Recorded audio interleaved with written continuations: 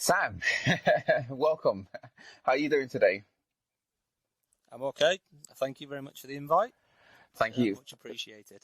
Thanks for coming on, man. Thanks for coming on. It's always nice to get SEOs who are client side and get their views on how it is implementing SEO from a client side point of view. I'm sure you will have a lot to say around that. Well, yeah, we'll see. We'll see. As I like to do with all my guests, I like to get a sense of how SEOs got into SEO. So with that said, how did you become an SEO professional?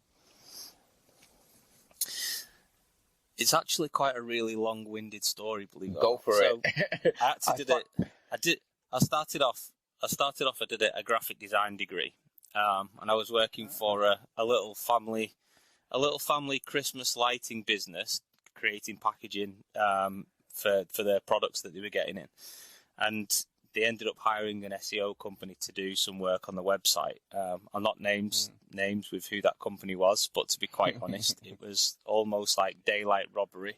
Wow. And it was something that I hadn't really ever heard of or done before. Now we're going back some years. I'll show my age, so I'm not going to say how long there. But at the same time, is like all they were basically doing was changing title tags and adding bits of content to a website. It wasn't even really structured. I don't think there was really any real strategy to it. There was no site structure going in there. There was no real internal linking strategy or anything in that.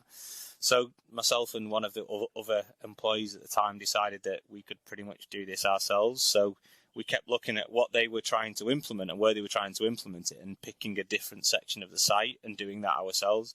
Right. And we found that we were actually doing a better job on what we were doing than what they were doing through the points. So after a little while in convincing the company that we could do this ourselves without a problem, they got binned off quite quickly, and we did it, and they started making a lot of money. And then, being a small family business, what they did was started paying their children that work for the company like much bigger salaries than everybody else, buying themselves very expensive Ferraris and other things, and paying no one any better than what they were doing before. So from that, I sort of clocked, what am I doing earning this money when I could be doing something earning probably more money, where in another vertical slightly. So then I basically bounced around a couple of jobs doing SEO bits, looking after websites, and started building my skills and knowledge up a little bit to some extent, including like making static websites into e-com sites with the old PayPal buttons back in the day. Do you remember those drag and drop HTML codes that you could stick on pages? Good old Dreamweaver. We're going back some years here. Used to do that.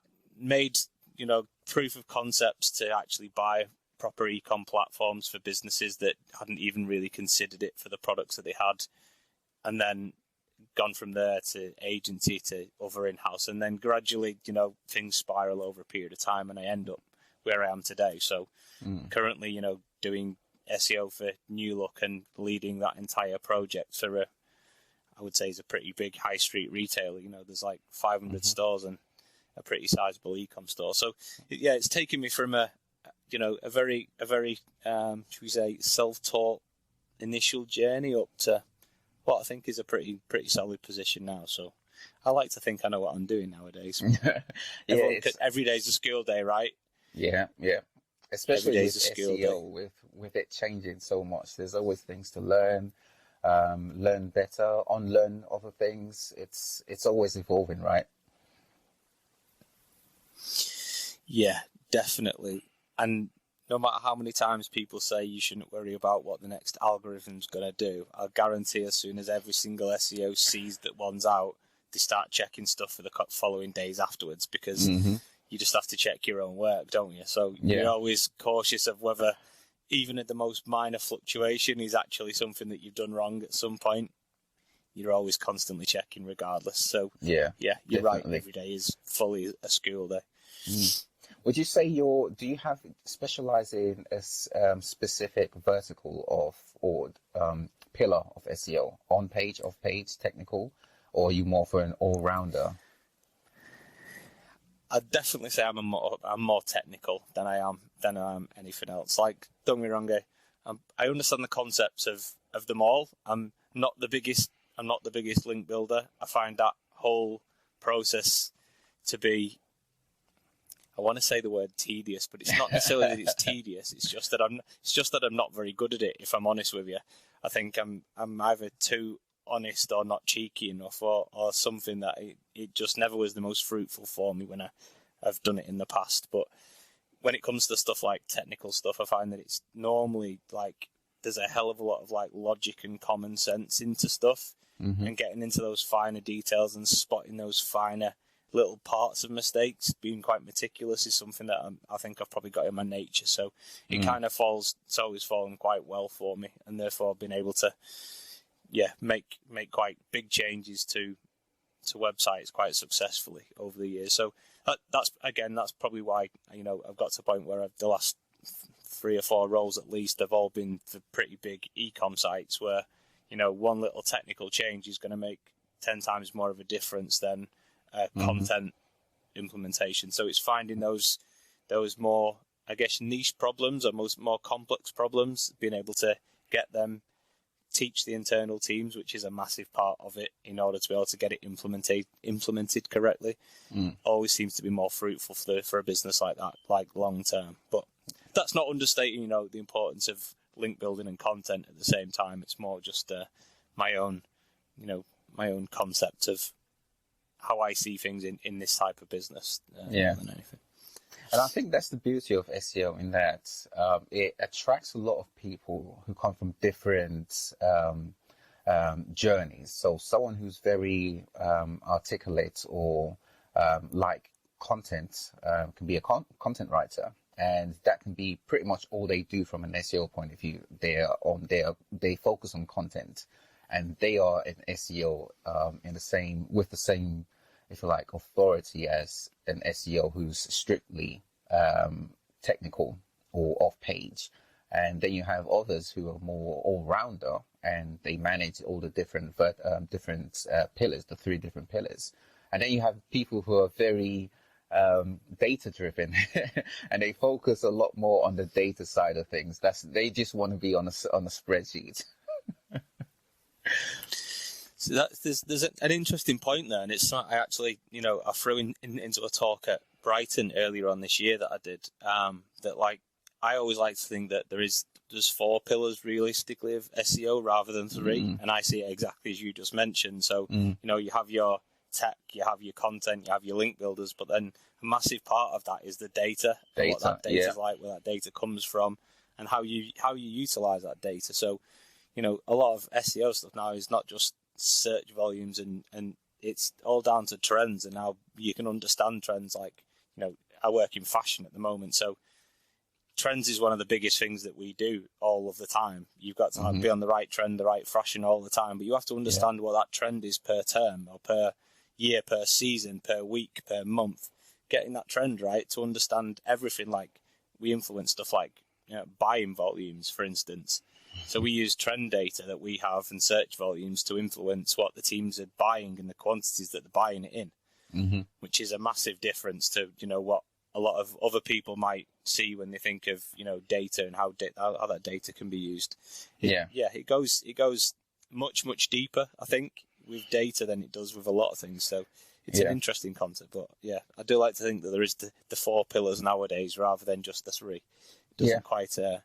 You can't do many of the technical stuff or understand what content you're writing, understand where to build links if you've not got data to back up where you need to do that. So it backs up everything one does, especially with SEO, where you need to show proof of things if you want to get buy-in, right?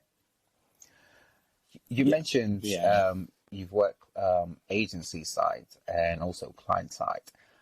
Which do you prefer? I think where I am now probably tells you that straight away. I'm definitely more of a client side than an agency side. I think like I can get more ingrained in detail, and I've got more say of when or how stuff get implemented client side than I always had when I was agency side. Like, obviously it depends on the client, it depends on the website you're working for, who it is, the industry, the niche that you're in whatever. Like, some clients that we used to have, would give us full access to everything and say, just go ahead and crack on and do everything you need to do, basically. But then when you're in-house somewhere, like especially with an e-com brand like I am now, like you say, we're implementing buying and merchandising teams, we're implementing trade teams to help them understand when products should go on promotion, etc. We're ingrained fully in everything from, like, you know, if there's an implementation of a new tool, how that needs to be implemented from day one before it even gets to the point where they chance to mess it up when it's on site, because it can have a massive impact. So it's I feel like I'm more ingrained in the conversation, ingrained in the site if I'm in-house than I always was as an agency, like outside. There's only a certain sway that you tend to get from an agency point of view that you can get across. If it's like, well, again, probably depend on the size nowadays, but it's been a few years since I've worked for an agency side that's even touched a site that is anywhere near, like, you know, big enough to have in-house teams, for instance. So it's probably a different story for some, but a lot of the time I feel like it's probably a bit of freedom and say that you get with in-house that tends to work a bit better. Yeah, and it feels more like more as a marketer, right? Being in-house. I always find that being agency side, doing SEO, agency side, you essentially end up being a salesperson. That is the ultimate goal. Like, everything you're doing, your training, everything is designed for you to bring in more clients and or retain clients. So it's all about sales. Whereas client side, I feel as an SEO, you're a marketer. You have to work with the different departments, especially if you want to have things implemented. Yeah, there's definitely a lot of that. Don't get me wrong, I do a lot of internal training. I do a lot of, like, you know, not necessarily training, but knowledge sharing in a way with a lot of the teams. So, like, when it comes to anything tech related, for instance, I'll start from right at the bottom for the specific problem. So why it's a problem, how it gets it, you know, how it's become a problem, what Google does from Google's side, how Google sees it as well as the customer side seeing it. And it's important to give them a view of essentially what the customer is seeing, but why Google is also a customer in a different manner. So I tend to look at Google as a customer, but even if it's a computer-based customer, it's still a customer. So without Google ranking your site in the right way, customers won't see it in the same volume. So it's kind of an amplifier as a customer at the same time. So it's always good to educate them from Google's side what the technical part is, and Google seeing how Google uses something, how Google uses that function, understands the URLs, parameters, whatever it may be, and then also from the client side how that's then how the interaction is then having the knock-on effect for it. And then when you're constantly training and teaching and knowledge sharing with the internal teams, or at least what I tend to find is that as soon as they've got any query whatsoever, no matter how daft or stupid it is, they'll come to you and just clarify what their own thinking is of it, if it has an impact, if it's not going to have an impact. And that's you've got not only does that show that you've then got that sort of mutual respect, but it's constantly the forefront of their mind. And that's a massive point with a lot of things from, like, ecom, where, you know, you've got pressures on conversion rate. It may fluctuate and go down, and then they're looking at how they can improve conversion rate. So they might want to add in a new third-party tool somewhere, like a Tagstar or something, and it might have a knock-on effect down the line. But if they don't know there's potential of having a knock-on effect by them not having that knowledge of that information in the first place. It has a big impact. So it's an interesting one to do, but you definitely do be able to get ingrained in more teams. Like, I think gradually over the years I'm starting to become a bit more of like a product manager or a product owner, rather than like a normal SEO, like to some extent. Might sound like a silly concept also, but it's probably due to the size of the site that I'm working on, that it's kind of, you know, the hands-on stuff, the stuff you would normally go to do, like add content, change your internal linking, go and change your meta titles and target keywords slightly differently, get content put in the right places and sort out that internal linking. Those kind of normal on-page and in-page things, we do that, and we do that as a business all of the time.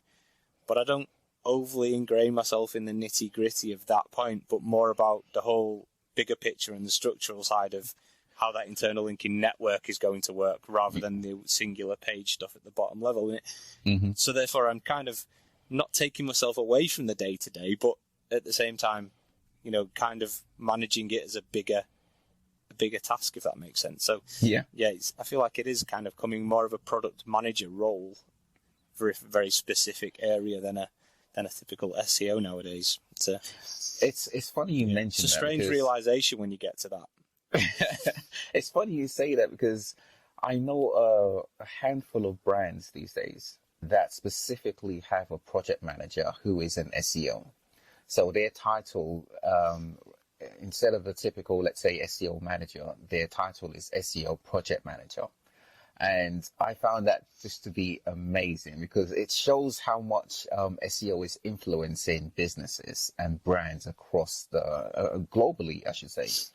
It's and it's a big difference. This right there shows the big difference between an SEO who works client side and an SEO who works agency side. Because what you just mentioned right there, you won't necessarily have that point of view if you're an SEO agency side, but being client side, you have to have this point of view, because you have to have this evangelism going on, letting all the different departments know that what they do, as long as it has an impact, or as long as they affect the website, what they do can and will affect SEO performance, which impacts the overall business performance.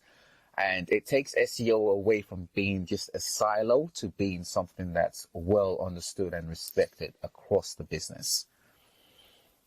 Almost certainly. It goes further than that. Like I mentioned earlier on about, data playing a huge part in not only what we see and, the rankings that we have and the trend data that we see, but how we can use some of the SEO data and the concepts that a typical SEO internal linking and stuff would do in order to work, in order to be able to give people different data insights for the entire business. So again, back to, I got up at MeasureFest a couple of weeks ago at Brighton SEO and did an entire talk around product and category visibility on a website. The kind of, I guess the point and the sentiment I was trying to make there is, when you walk into a physical store to buy an item of clothing, you'll typically walk into that shop. You might know what you want, but you'll walk around and you'll see all of the products in that store to see if there's anything else that you're likely to pick up and buy while you're there.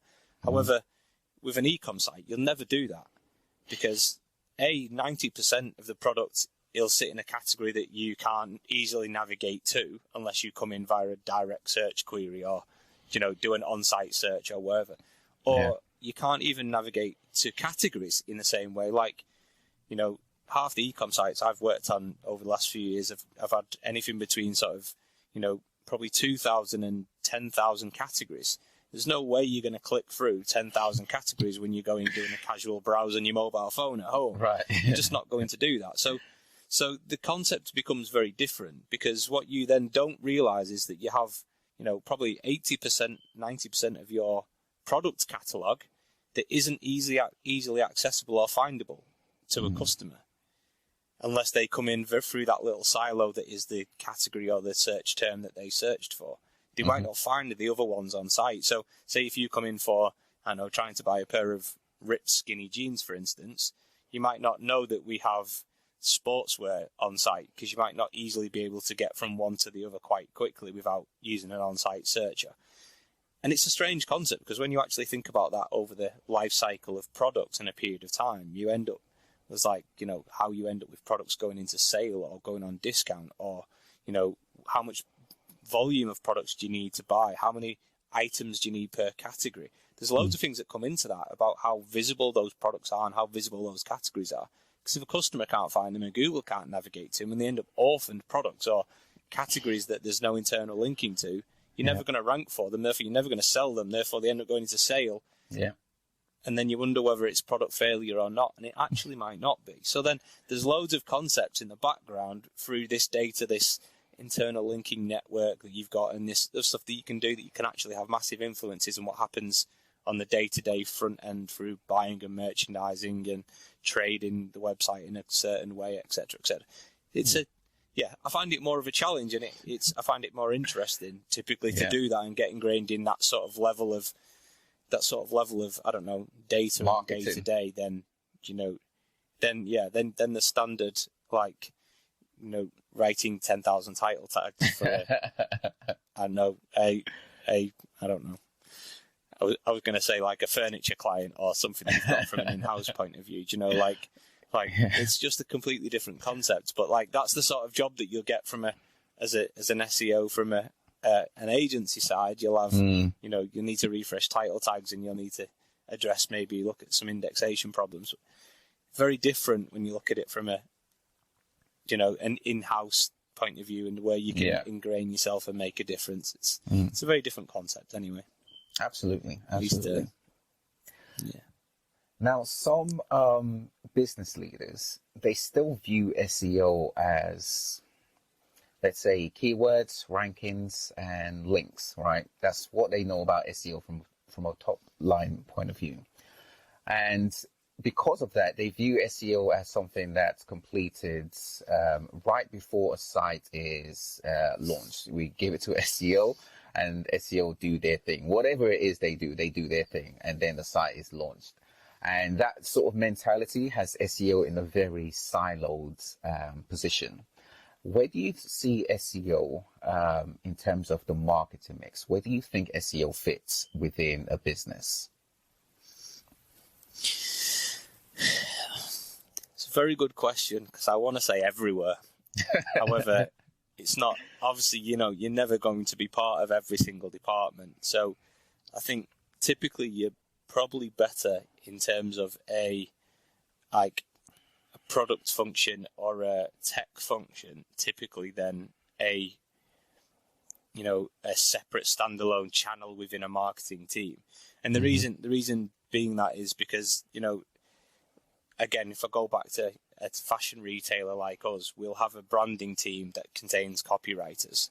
Therefore, they think the copywriters that are doing that job will do the same job as what a content writer will do, or a copywriter will do from an SEO point of view. We have product copywriters, which will write product descriptions and name products and stuff. Now, they won't do the same job if they're not influenced in the way that it needs to be done from an SEO point of view. So by that, I mean, you can call something a round neck sweater, you can call it a turtleneck sweater. One will have a very different search volume to another. So are you naming products right, for instance, is one example. Also, you've got your localization in there. So you've got pants and trousers, you've got sneakers and trainers, you've got all of those, colloquialisms depending on where your language is based. So you've got SEO ends up sitting into too many different functions to just turn around and say, realistically, it should be a marketing channel. If it becomes a marketing channel, people look at it just as a potential traffic driver, but they don't see all the other touch points that it has across the journey. So, it's very common for it to sit in that marketing function. However, my personal opinion is it probably shouldn't. It should probably sit more on a product function, and therefore be ingrained into all parts of it, whether it's, it's got a part to say in publishing delivery. So where before that, when they've written content, has that gone through the SEO lens or the film before it goes out on site? Is there a product delivery coming in? Is there a website update coming? Has it gone through that SEO delivery film before it goes on the website and gets released? If you don't have that, and not everything's being funneled through that SEO element like you typically would have with a product or a delivery function to some extent, then again you're potentially asking for trouble. So it's hard, because it's very different depending on every individual business. Like a lot of businesses, like say, will outsource to an agency, and therefore they don't have an SEO function internally, and that external company might have the same viewpoint or might have the same freedom of viewpoint and see every aspect that's going on internally and just see things at a later date. So it's a hard one to do. It is a hard one to do, and I guess it all depends on the niche, the size of the business, the understanding of that CEO, that CTO to some extent. But half the battle is that those people need to be educated in a way. And I don't mean educated, I don't mean that in any way, any way short or saying that they're uneducated people. I mean that it's a discipline, that it's a ideation, it's a process that ingrains itself into so many things nowadays that it's going to be new to them if they're traditional marketers, or if they're traditional bricks and mortar store people that have, like, we have them in our business, had them the same in Matalan when I used to work there. The businesses have come from those shops. They used to be stall owners, like, back in, everyone always goes on about Richard Branson used to, whatever it was, sell trainers or whatever it was in a market stall. Loads of people have done that through the years and have come up that way, then bought a store and then bought another store and ended up with the business they are today. Those people understand marketing from that point of view. They don't understand marketing from the new modern digital world point of view. And therefore, when it comes to how SEO works and how it has an impact, if it's siloed in marketing in that way and not as part of the overall function, like delivery is an overall function for any e-com site, it's because part and parcel of everything. It kind of has its own, if you can't deliver a product, then you may as well stop doing that if you're an e-com business. So it's like, how do you get that across to them business owners in the first place, the people that matter, that they need to take stock of that, they need to understand it, they need to have a viewpoint. And again, it's part and parcel of the SEO, that, but it's also, you've got to trickle that upstream. It can't you can't flood it from the top straight away, because they've all got too many things to take on board. So it's a gradual knowledge building as you go up that chain and up that funnel that you need. And you can't always, like I say, you can't always change people's complete eyes and perception of something. So it's doing it gradually in the people that matters up the chain, so that it doesn't ever get missed off. There's a great example happening now in a lot of businesses, and I may be going into too much detail here, but please tell me to stop if I am. But there's a part and parcel of what is happening for a lot of e-com businesses at the moment, where Google has changed its attribution internally of what happens with branded terms. So whether you've seen this for clients or not, you may not have, but a direct brand term. So I work for New Look. So the term New Look with a space, without a space, used to get a lot of our branded traffic through SEO, used to come through, and used to see that come through Google Search Console, come through GA, come through Adobe Analytics, come through whatever analytical platform you want to use. Used to see that bulk of traffic come through there. And obviously we used to be able to split that out. So non-branded traffic versus your branded traffic, to see what that split mix was. However, in fairly recent times, so probably actually last May, but you're seeing it annualized from May this year, and therefore it's become more in question, is that Google's made a change that attribution, and with making a change that attribution now, a lot of that branded traffic isn't being recorded in Google Search Console and in Adobe as SEO traffic any longer. So your year-on-year numbers may look completely off because of that traffic is actually going through to direct, or going through to app, or going through to somewhere else in a different way. And because it's not being attributed to SEO any longer, you're being questioned why your numbers are down all the time. In actual fact, you can see the correlation that it's branded traffic, that your direct will go one way, your SEO will be going another direction. And actually, when you look at the revenue figures or the traffic figures, there's actually normally correlation and a bit of parity in there to some extent. So it's getting those sort of questions that you get asked at higher up board level, because they're just seeing numbers on a spreadsheet, right? Whether it's finance, coming from finance, whether it's coming from wherever, like GA reports, wherever, they see SEO week on week, year on year, whatever it is. They're just seeing the numbers decline, and they're seeing brand and direct go up, or whatever it is. And therefore they're questioning whether SEO is actually doing its job. They're not questioning why the two things are correlating in the opposite directions, and they're not understanding the difference between the two.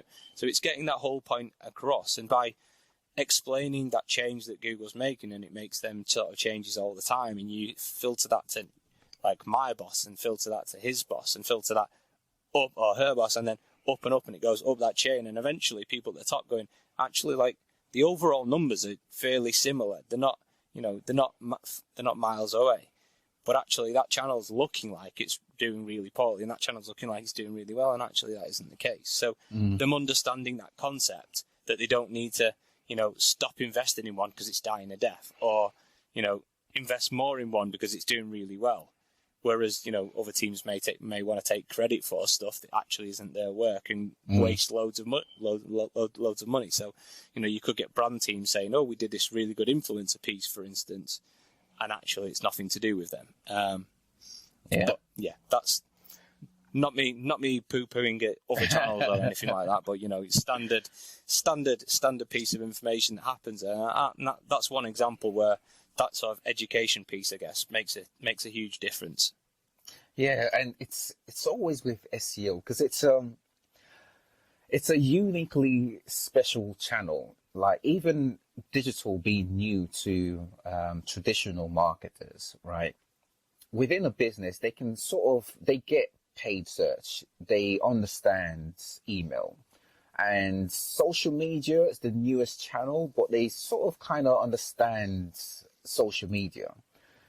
But SEO, even though it's not the newest channel, social media is newer than SEO, but it's so different to them that it's difficult to get there to understand it, right?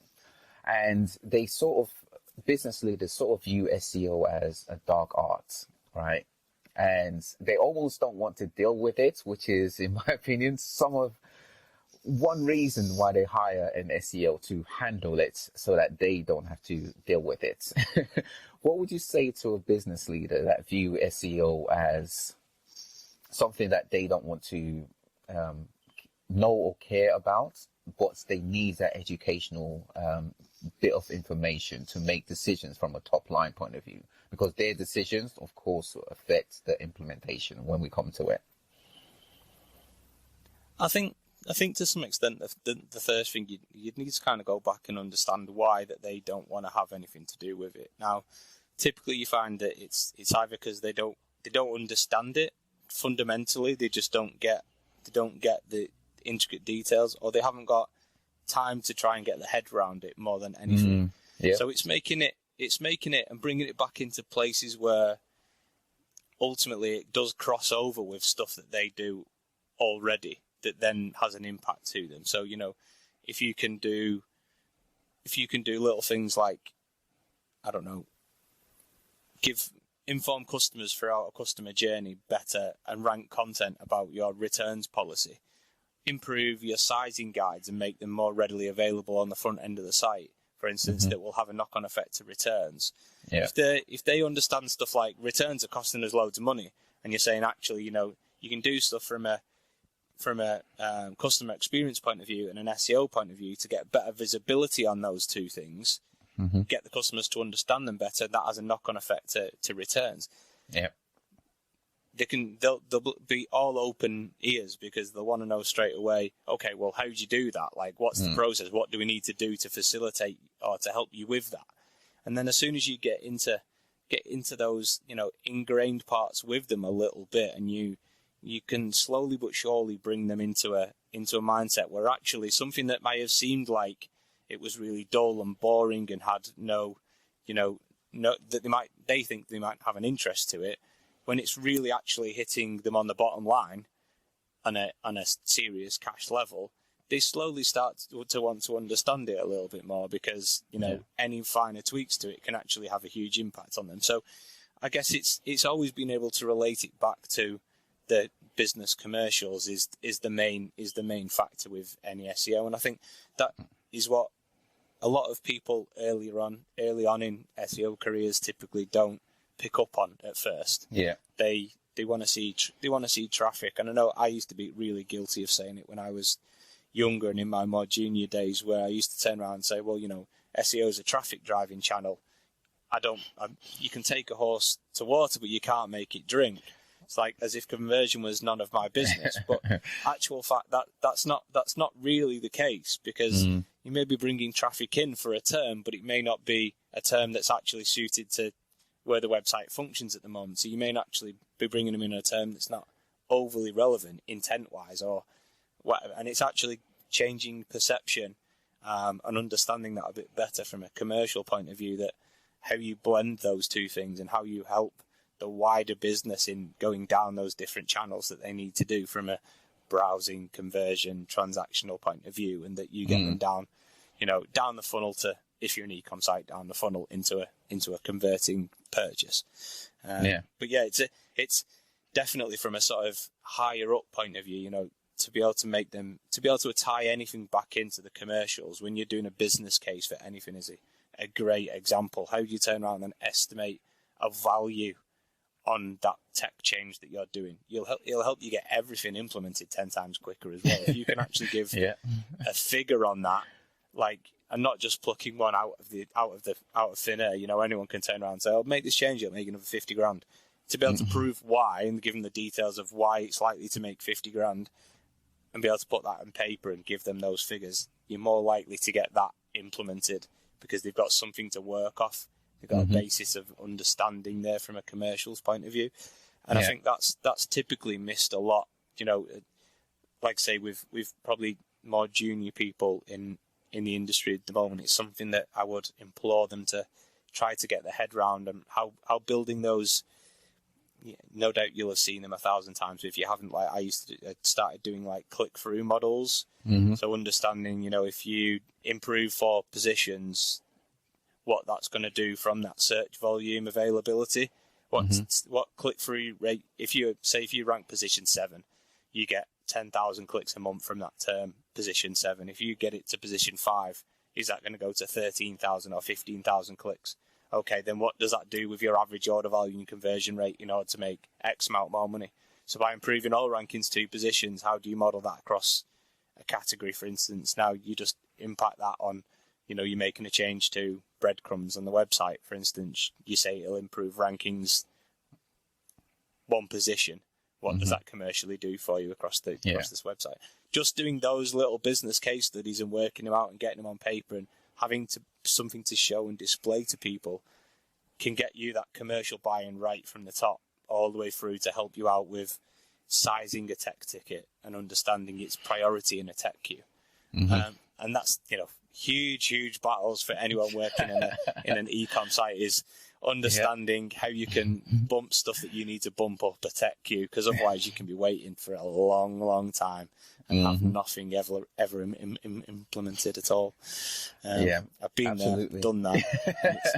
It's not a pretty place and not a nice place to be in when you sat there, feel like you're banging your head on a brick wall because you can't get anything implemented. And you know, some of the smallest changes in the world that are not even going to be real dev changes can make massive differences. And you just can't persuade someone to do it. So on that then, let's say you have a dev request, and from an SEO point of view, devs view it as an SEO piece of work, right? They don't really view, or should I say some devs, they view it as an SEO piece of work. Similar to how some people view content as SEO content, right? Developers do the same thing from a dev point of view. And trying to get them to see it as this is a business piece of work, not an SEO one, a business one, which comes from SEO. It's an uphill battle.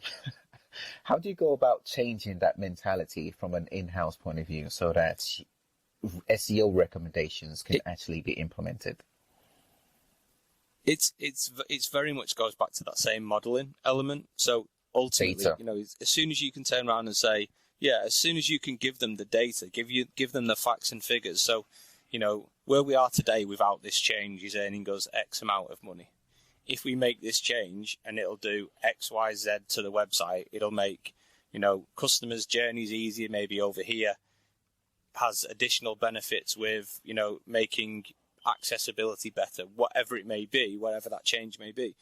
You then get the point where, but ultimately from the traffic that we're getting in through SEO, it'll make them convert better, or it'll improve rankings depending on what it is. You know, maybe you've got an issue with parameters or your hreflang tags or whatever.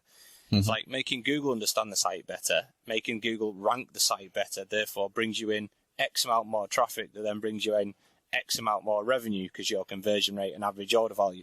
Then you have your knock-on of the other channels that come through and benefit from it. It's, you know, you've got a compound structure that you can build upon. If you do your modeling correct and you get your modeling relatively sound and don't overestimate it, like, I guess one of the main key things to think about in them is no matter how well you think your click-through model is and how much you estimate it is per search volume, you should probably actually understand that realistically, even if someone says position 1 gets you 20% of that search volume, it probably actually doesn't get you anywhere near 20% of that search volume. It probably gets you more like I don't know, 5% at best in a lot of cases, because you're getting knocked down the SERP so much.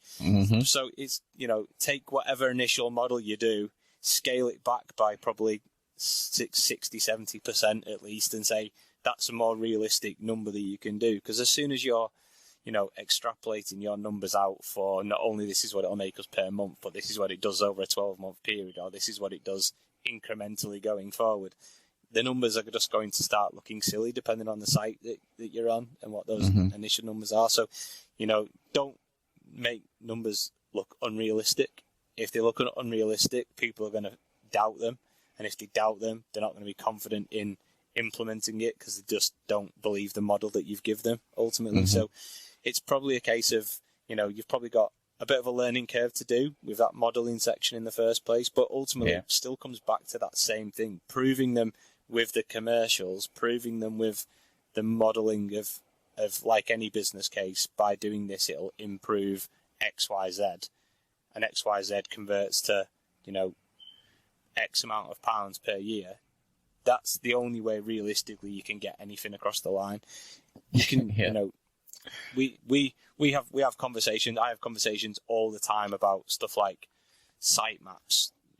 Our website, our CMS is actually quite old. It doesn't generate sitemaps perfectly. However, the same generation engine actually has another issue with it produces product feeds.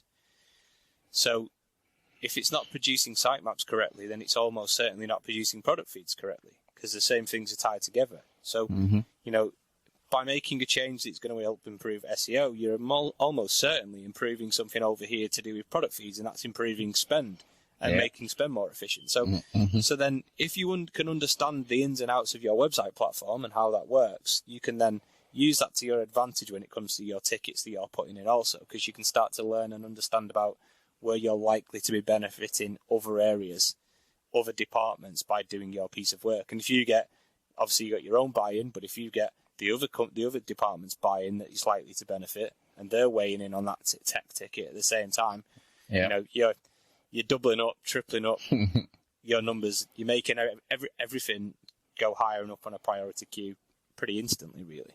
Absolutely. So it's always a good little tip for anyone, I guess, that if understand the website platform that you're using as much as you possibly can, and as soon as you do that, and a lot of the time, believe it or not, I could tell you about some absolute horror stories in the past where if you have to get access, you have to see them firsthand, you have to have a click around in them, not necessarily to make changes, but even only on a read-only point of view, to be able to get an understanding of what capabilities in there, what some of those, I guess, feature flags do.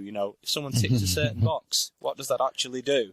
It may sound silly and it may sound like down to nitty-gritty, but there's some definitely distinct things that I could go back into history there a little bit and say when certain people have clicked a certain button in certain CMSs, and what it does down the line can open people's eyes, I think, in understanding what a CMS's capability is and what its actual downfalls are. Can have a massive knock-on effect of understanding what tech changes you actually need to make at the same time as the importance of changing some of them.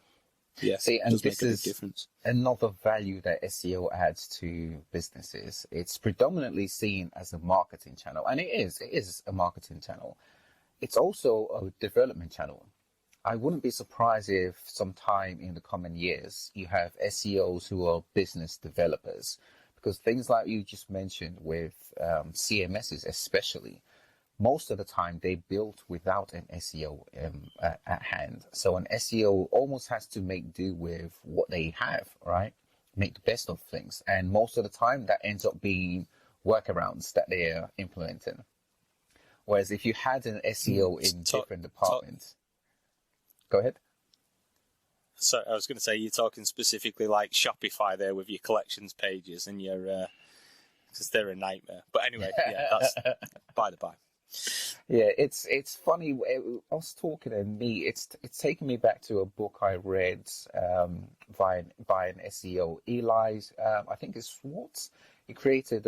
He released a book called Product-Led SEO, and he's absolutely right. It's something that I think a lot of businesses are seeing now. So they're not necessarily putting a business value of SEO from a marketing point of view. They're looking at how SEO helps the business overall from a production point of view. And also, SEO is coming to a point where we're not necessarily aiming to improve things. That is a given. We're also aiming to not let things regress. And that is another mentality that a lot of businesses are now starting to see, like, oh, SEO is a huge value to my business. Let's say from an agency point of view, we get to see a lot of issues only from clients, only after it's occurred. But if you're an SEO in-house, you can actually prevent those issues from occurring in the first place. And this is not necessarily not all of the time, but a lot of the time. It's a journey, right? It's you won't be able to hit every single aspect of implementation and prevention. But with education in-house, spreading the awareness of SEO, you get to hit a lot of points that someone who's, let's say, agency side wouldn't necessarily get to impact. And I think SEO is getting to the point now where business leaders are seeing the value both from a preventative point of view and also a progression point of view. Yeah, that's definitely the case, and like the amount of times, and I think just about every business owner will have heard at least one horror story, or has seen one, or heard one in the news where someone's created a new website and they've not listened or they've not implemented what an SEO has told them to do, whether it be redirects or they've completely changed URL structure and not taken other things into account. And they've seen the disaster in the business ultimately lose half its value or something overnight. John Lewis was in the news not that long ago for changing their whole stance, and that being a bit of a mess. And there's been loads of those, I think, now, and it's becoming more mainstream media because some of these businesses, are talked about in like all the time. Like as soon as you get, I don't know, Boohoo's share price is dropping or Asos's share price dropping, they're like huge fundamental building blocks in the country now, to a point where not only do they employ a lot of people, but a lot of people rely on them because they're the go-to place for certain goods or certain items. When they hear those and they hear that there's a disaster and the share price falling, and it turns around and says, actually, yeah, they've done something technically wrong. That technically wrong part always doesn't go into, oh, they've developed the website wrong. It's always they've not taken account into what the SEOs said, and that's typically the outcome of all these things. It's not the code's not wrong. It's not the buy button that don't work. It's not the checkout that doesn't flow. It's none of that. They've got that covered.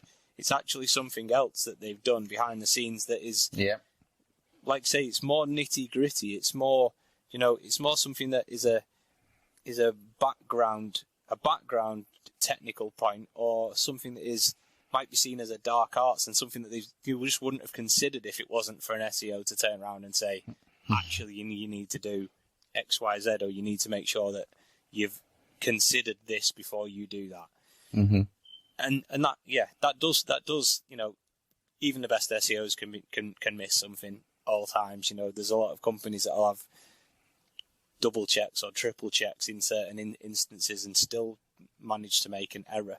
We're not robots. We're not completely inhuman, but the likelihood is SEOs will typically go into that little bit more detail and check those finer things than most businesses that don't ask one in order to be able to do.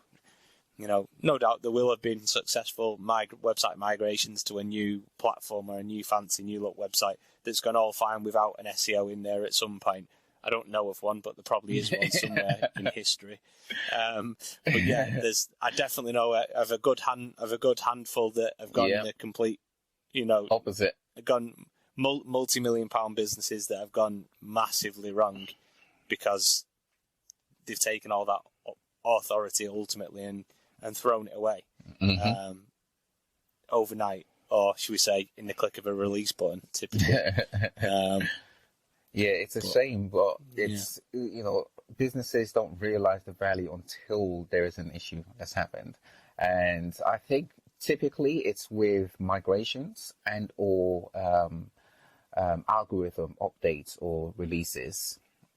What do you say to a business who views an algorithm update as an attack on their business, Google attacking their business? I haven't been I haven't been in that position for a while, I have to admit. But at the same time, people will see that because ultimately they just see, they see their own income that they were making, something that they've loved and cherished and nurtured to get to the point it is now. And without their doing anything that they don't think they've done wrong, they see massively, that income change or that value of that leads dry up or wherever it may be. And they go, oh, that's not my fault. That's not my fault. And that's the way they see that. And I kind of understand it in a way. They don't think they're doing anything wrong. However, at the same time, I guess it comes back to that education piece right from the start, where no matter who it is, a client that even is performing the best in the world still needs to understand that Google may actually at some point see something slightly differently. It may not be through any fault of their own, but Google can make a change that isn't going to benefit everyone of every website in the world. It's going to turn around, there has to be as many losers as there are winners in a lot of industries, in a lot of cases.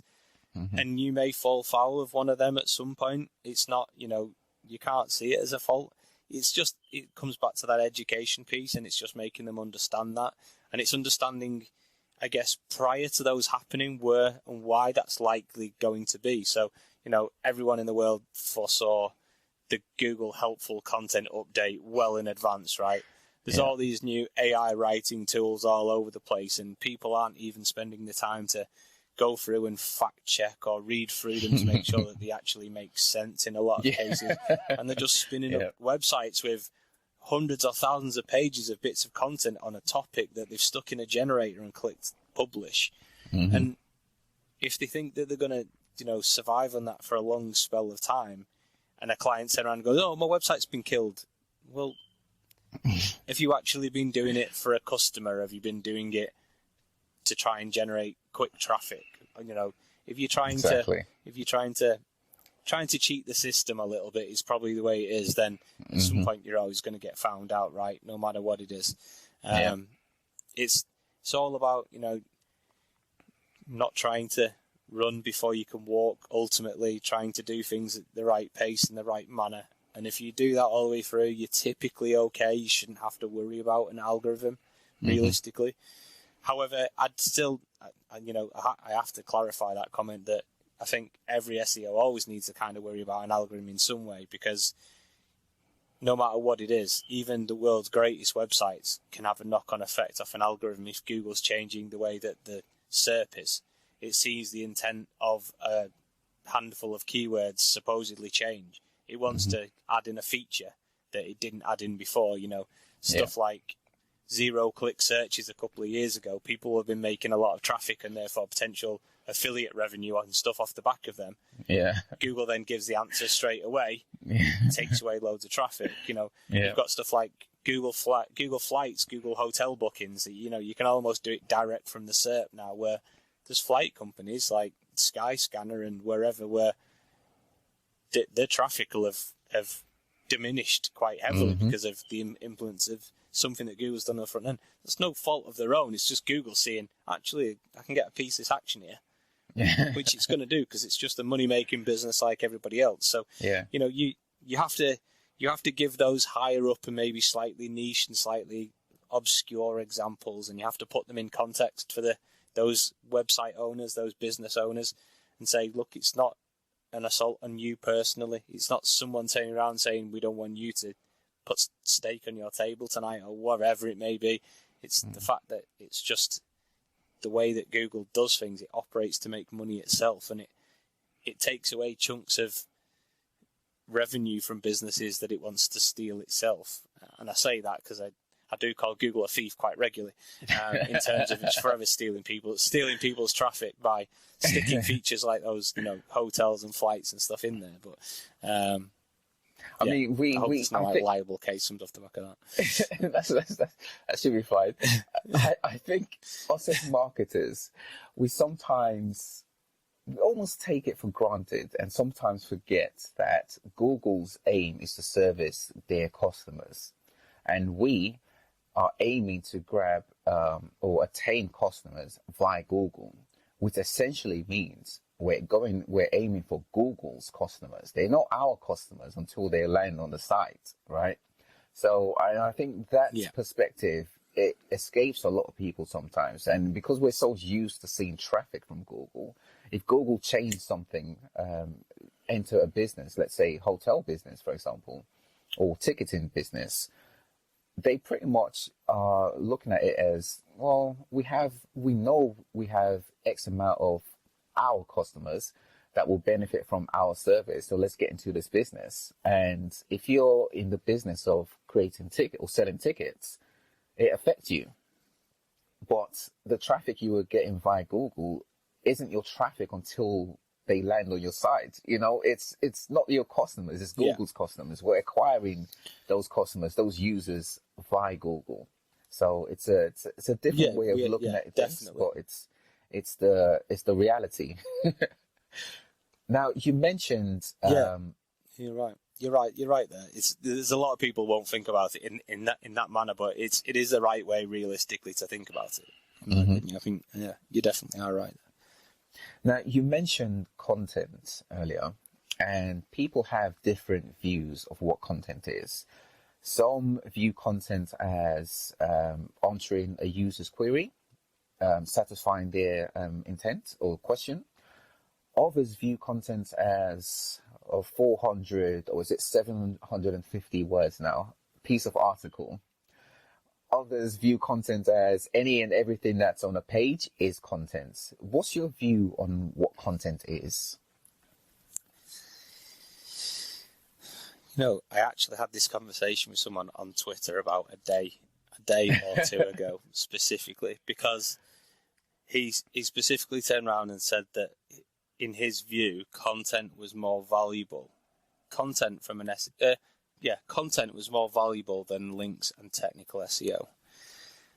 And I was like, I'm not overly sure I fully agree with that, because I think it all depends on the context that you're in here.